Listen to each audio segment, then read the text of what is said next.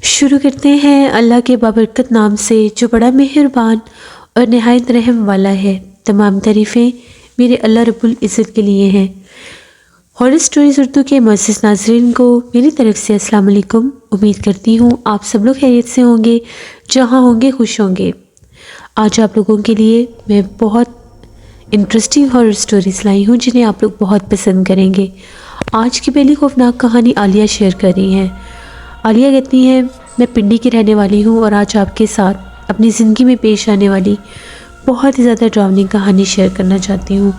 आज से 10 साल पहले की बात है। मैं 10th क्लास की स्टूडेंट थी। तो एक दफ़ा मैं स्कूल से वापस आ रही थी तो हम लोगों के स्कूल के रास्ते में एक छोटी सी मार्केट भी आती थी। तो जब मैं वहाँ से गुज़र रही थी तो मैंने देखा कि वहाँ पर बिल्कुल ब्रांड न्यू एक डॉल पड़ी हुई थी, पैक थी वो डॉल मैंने वहाँ पर एक साइड पर गिरी हुई देखी। अब मैं पैदल घर जाती थी, मुझे लगा कि शायद वो जो डॉल है वो किसी की गिर गई है। मैंने उसको उठाया, वो पैक थी। वो बड़ी खूबसूरत गुड़िया थी, बहुत प्यारी गुड़िया थी। मैंने यहाँ वहाँ देखा, मुझे कोई नज़र नहीं आया। मैं उस गुड़िया को घर ले आई। घर लेकर आई तो मैंने अम्मी को दिखाया कि ये गुड़िया मुझे रास्ते से मिली है। मैं मार्केट वाली साइड से गुजर रही थी तो ये रास्ते में गिरी हुई थी। अम्मी ने कहा कि शायद वहाँ से लोग शॉपिंग करते हैं, किसी की गिर गई होगी, तो बुरी बात है, ऐसी चीज़ उठाकर घर नहीं लाते। मैंने उन्हें ये कहा कि काफ़ी देर में वहाँ पर खड़ी रही लेकिन कोई था ही नहीं वहाँ पर। मैंने उस गुड़िया को जैसे वो पैकिंग में थी उसको बाहर निकाला। बहुत प्यारी थी, इसके बहुत खूबसूरत बाल थे, ड्रेस भी बहुत प्यारा था। वो गुड़िया मैंने उठाकर अपने कमरे में रख ली, मुझे बहुत अच्छी लगने लग गई। उसी रात की बात है, मैं अपने उसी में कमरे में बैठकर पढ़ रही थी तो एकदम से जैसे वो साइड टेबल के ऊपर बुक्स रखी हुई थी उसके साथ ही वो गुड़िया थी। वो बुक्स जैसे बाकायदा नीचे गिर गई। अब वो बुक्स ना तो हवा चल रही थी, सर्दियाँ थी, और ना ही बुक्स वहाँ पर बिल्कुल कॉर्नर पर थी कि वो नीचे गिर सकती। मैं जैसे ही उठी मैंने बुक्स उठाकर ऊपर रख दी और वो गुड़िया वहीं पर थी। मैं फिर आई और मैं आकर पढ़ने लग गई। इसी तरह से तकरीबन 12:30 पौने 1 हो गए। मैंने बुक्स बंद की और मैं सोने के लिए अपने बेड पर लेट गई। अम्मी अक्सर रात को कमरे का चक्कर लगाया करती थी। जैसे अम्मी मेरे कमरे में आई तो एकदम अम्मी की चीख निकल गई तो मेरी आँख खुल गई। अम्मी डरी हुई थी। मैंने जल्दी से उठकर कमरे की लाइट ऑन की। अम्मी खौफज़दा होकर बाहर भाग गई तो मैंने अम्मी से पूछा, अम्मी आपको क्या हुआ है? आप मेरे कमरे में आई और आप इतनी ज़ोर से चीखी हैं, चिल्लाई हैं, सब खैरियत है? अम्मी कहती, वो जो गुड़िया तुम उठा कर लाई हो वो गुड़िया नहीं है। मैंने कहा कि क्या मतलब वो गुड़िया नहीं है? अम्मी कहती कि वो मैंने उसको बाकायदा, उसकी आंखें ऐसी थी जैसे सुर्ख रंग की आंखें हैं, और वो गुड़िया तुमने साइड टेबल पर रखी थी। वो गुड़िया मैंने हवा में उस टेबल के पास से जैसे वो हवा में वो गुड़िया उड़ती हुई तुम्हारे बेड पर आई है। मैंने अम्मी को कहा कि अम्मी ये कैसे मुमकिन है, ऐसे हो ही नहीं सकता, वो तो गुड़िया, उसमें तो कोई सेल भी नहीं है, आपको कोई गलत फहमी हुई है। अम्मी ने कहा कि नहीं, जाकर देख लो, वो गुड़िया उस जगह पर है ही नहीं जहाँ पर तुमने रखी है। मैं भागती हुई कमरे में गई। अम्मी की बात सच थी, वो गुड़िया मेरे पिलो के पास पड़ी थी। मुझे अच्छी तरह से याद है कि मैंने तो उसको साइड टेबल से उठाया ही नहीं था। अब फिर मुझे लगा कि शायद अम्मी इसलिए कह रही हैं कि मैं इसको बाहर से उठा कर लाई हूँ। अक्सर पेरेंट्स वहम कर लेते हैं तो मैं इसको बाहर फेंक दूँ। मैंने कहा कि ठीक है अम्मी, मैं जहाँ से उठा कर लाई थी मैं वहीं फेंक दूँगी, आप परेशान ना हो। अम्मी ने कहा कि नहीं, तुम अभी इस गुड़िया को उठाओ और इसको अपने कमरे की खिड़की से बाहर फेंक दो। मैंने कहा कि ठीक है, मैं इसको बाहर फेंक देती हूँ। मैं उठी, वो गुड़िया मैं उठाकर जैसे ही बाहर फेंकने लगी, वो गुड़िया बहुत ज़्यादा वजनी हो गई। पहले वो गुड़िया बहुत हल्की फुल्की थी, जैसे टॉय होता है। जब वो मुझे बहुत ज़्यादा वजनी सी महसूस हुई तो मैं भी थोड़ी सी डर गई। मैंने जल्दी से कर्टन हटाकर खिड़की से उसको बाहर फेंक दिया। जैसे वो गुड़िया नीचे गिरी, उसकी इतनी ज़्यादा आवाज़ आई कि जैसे कोई भारी भरकम चीज़ गिरी है। मैंने विंडो बंद कर दी और मैंने अम्मी को कहा मैंने फेंक दी है। खैर उसके बाद जाकर मैं अपने कमरे में फिर लेट गई। जैसे मैं अपने कमरे में जाकर सोने लगी तो काफ़ी देर हो गई मुझे सोते हुए। एकदम से मुझे महसूस हुआ कि मेरे सर के बाल कोई खींच रहा है।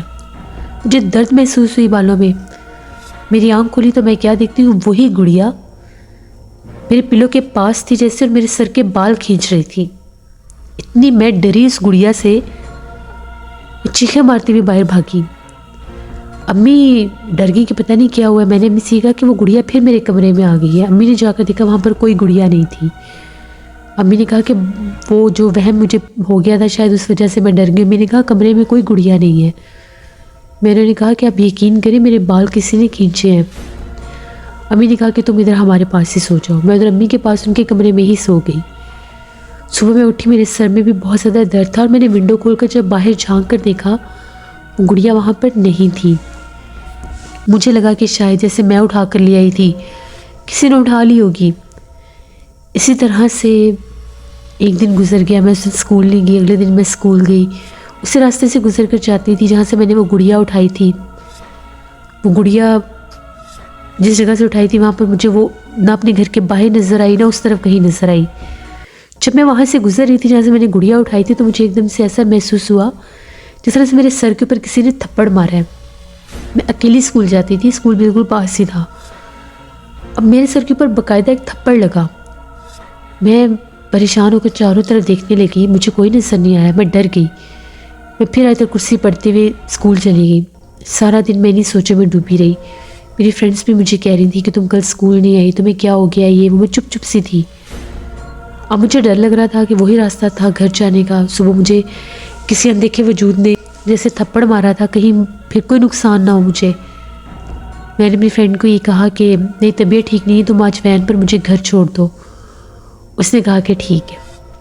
उसका इंतज़ार करती रही। उसकी वैन जो थी वो आई, वो अपनी वैन में मुझे मेरे घर छोड़ कर गई। अम्मी ने जब देखा मैं वैन पर आई हूँ तो मैंने अम्मी को सारी बात बताई। अम्मी ने कहा कि ये चीज़ अब इग्नोर करने वाली नहीं है, हम किसी के पास चलते हैं। अब्बू को भी सारी बात बताई गई।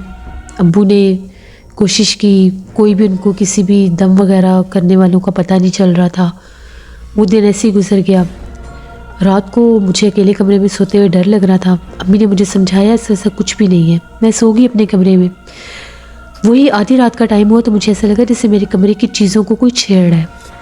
कभी कोई बुक्स को छेड़ता है, कभी कोई ड्रेसिंग पर पड़ी चीज़ों को छेड़ता है, कभी कमरे की अलमारी को कोई खोल रहा है बार बार। तो ऐसा मुझे ना महसूस हुआ। तो जैसे ही मेरी आंख खुली तो मैंने देखा, तो मैं क्या देखती हूँ, काले रंग का कोई साया सा था जैसे मेरे कमरे में चल फिर रहा था। क्योंकि मैं साइड जो लैंप था वो जलाकर सोई हुई थी। मैं बहुत खौफज़दा हुई। मैं फिर बाहर भागी। मैंने अम्मी से कहा मुझे डर लग रहा है, मैंने इस कमरे में नहीं सोना, मुझे कोई चीज़ तंग कर रही है, डरा रही है। मैं फिर उनके पास सोई। सुबह अम्मी ने मुझे फिर स्कूल से छुट्टी करवा ली। दोपहर तक मेरे अब्बू को एक बुज़ुर्ग का पता चला, उनके पास मुझे लेकर गए। उन्होंने दम किया। तो उनका ये कहना था कि वो जो खिलौना मैं उठा कर लाई थी, जो गुड़िया थी, वो आसेफ ज़दा थी। उसके ऊपर कोई मखलूक थी, यानी किसी ने कोई अमल किया था, कोई उतारा किया था, तो उन्होंने उस चीज़ के ऊपर डालकर उसको फेंक दिया था सरेरा, कि इसको जो भी उठाएगा वो मखलूक उस पर हावी हो जाएगी, जो अब मुझे तंग कर रही थी, वो काले रंग की परछाई। फिर उन्होंने मुझे दम किया, एक तावीज़ दिया और कुछ सदका खैरात बताया, और ये कहा कि अकेले बिल्कुल नहीं सोना। मैं बहुत डरती थी, फिर मैं अकेले नहीं सोती थी। तकरीबन 2 साल तक मैं डिस्टर्ब रही। ना मेरे से पढ़ा जाता था, ना मैं अकेली सो सकती थी। जब भी मैं अकेली सोती थी मुझे डर लगता था, कोई मखलूक मुझे डराती थी। अल्लाह का शुक्र है, फिर आहिस्ता आहिस्ता वक्त गुजरता गया। कॉलेज में मेरा एडमिशन हो गया। तब से लेकर अब तक मुझे डॉल से बहुत डर लगता है। अभी भी कभी, अब मेरी अपनी भी शादी हो गई है, मेरे बच्चे भी हैं, उनके मैं कभी भी टॉय में डॉल नहीं लेती। मुझे खौफ आता है, क्योंकि जो मेरे साथ हुआ था वो सब जब मुझे रिमाइंड होता है, याद आता है, तो मैं डर जाती हूँ। ये मेरी एक कहानी थी जो मैंने आपके साथ शेयर की। बहुत शुक्रिया आलिया आपका। इससे इस स्टोरी से हमें ये भी मैसेज मिलता है कि कभी भी हम किसी रास्ते से गुजरें तो कोई भी गिरी हुई चीज़ हमें नज़र आए तो सोच समझ कर उसको उठाना चाहिए, कि वो कुछ भी हो सकता है, वो कोई आपके लिए मुसीबत भी हो सकती है। तो अल्लाह से रहम मांगना चाहिए। नमाज़ पढ़कर हमेशा अपने लिए दुआ मांगा करें। ये थी आज की हॉरर स्टोरी। अपना फीडबैक मुझे ज़रूर दें, आप लोगों को कैसी लगी। आप लोग भी अपनी हॉरर स्टोरीज शेयर कर सकते हैं डिस्क्रिप्शन बॉक्स में दिए गए email ID nushinmir57@gmail.com पर। इसके अलावा आप लोग मुझे कमेंट बॉक्स में भी स्टोरी शेयर कर सकते हैं। अपना बहुत सारा ख्याल रखिएगा, अपनी ढेरों दुआओं में मुझे, मेरी फैमिली, मेरे पूरे पाकिस्तान को याद रखिएगा। Thank you for listening my stories. Stay blessed. Allah निगहबान।